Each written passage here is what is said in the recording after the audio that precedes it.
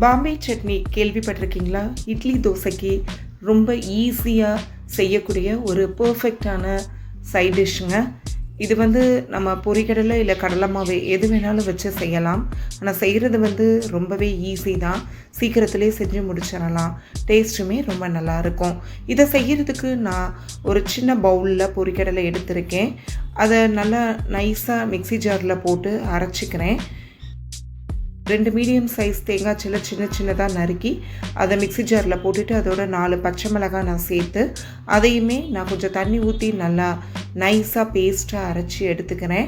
இப்போ நம்ம பொரிகடலை மாவு அரைச்சி வச்சுருக்கோம் இல்லையா, அதை ஒரு கிண்ணத்தில் சேர்த்துருங்க. சேர்த்துட்டு அதோட கலருக்காக ஒரு 1/2 டீஸ்பூன் இல்லை 1 டீஸ்பூன் வரைக்குமே நீங்கள் மஞ்சள்தூள் சேர்த்துக்கலாம். அதோட மேலும் தண்ணி சேர்த்துக்கோங்க. சாதாரண ரூம் டெம்பரேச்சரில் இருக்க தண்ணி தான் ஊற்றி நல்லா கட்டிகள் இல்லாமல் கிளறி விடுங்க. இப்போ அடுப்பில் குக்கர் வச்சுருக்கேன். அதில் கொஞ்சம் எண்ணெய் ஊற்றிட்டு கடுகு போட்டு நல்லா பொரிஞ்சதும் அதோட பெரிய வெங்காயம் மீடியம் சைஸாக இருந்தால் 2 போட்டுக்கோங்க, பெருசாக இருந்தால் 1 போட்டுக்கோங்க. முடிஞ்ச அளவுக்கு மெல்லிஸாக நீட்டை வாக்கில் நறுக்கி போட்டு நல்லா வதக்கிட்டு அதோட 2 பழுத்த தக்காளியை சின்னதாக நறுக்கி போட்டுக்கோங்க. போட்டு நல்லா வதக்கி விடுங்க. அதுலேயும் கொஞ்சம் மஞ்சத்தூள் நீங்கள் சேர்த்துக்கலாம். சேர்த்துட்டு கொஞ்சமாக நான் தண்ணி ஊற்றிக்கிறேன். இப்போ நம்ம மிக்சியில் அரைச்சி வச்சுருக்க அந்த தேங்காய் விழுதையும் அதில் சேர்த்துட்டு மிக்ஸி ஜாரை கழுவி அந்த தண்ணியும் மேற்கொண்டு ஊற்றிக்கோங்க. இப்போ பொரிகடலை மாவை கரைச்சி வச்சுருக்கோம் இல்லையா, அதையும் சேர்த்துட்டு தாராளமாகவே தண்ணி ஊற்றிக்கோங்க. தேவையான அளவு உப்பு, கருவேப்பிலை சேர்த்துக்கோங்க. நல்லா கிளறி விட்டுட்டு உங்களுக்கு அடுப்பு சூட்டில் அது கொஞ்சம் இருக்கிற மாதிரி தெரிஞ்சால் மேலும் கொஞ்சம் நல்லா தண்ணி விட்டுட்டு அதுக்கப்புறம் நீங்கள் குக்கர் மூடி போட்டு அடுப்பை மீடியம் ஃப்ளேமில் வச்சு ஒரு விசில் மட்டும் விட்டுருங்க.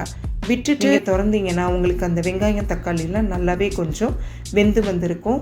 பாருங்கள், கரெக்டாக கொழன்னு வெந்திருக்கு. ஸோ நான் மேலும் கொஞ்சம் தண்ணி ஊற்றிக்கிறேன். ஊற்றி கொஞ்சம் நேரம் மட்டும் அடுப்பில் வச்சு கிளறி விட்டால் போதுமானது. நீங்கள் உப்பு சரி பார்த்துக்கலாம். பார்த்துட்டு ஒரு கொதி வரவும் நீங்கள் இறக்கிடலாம்.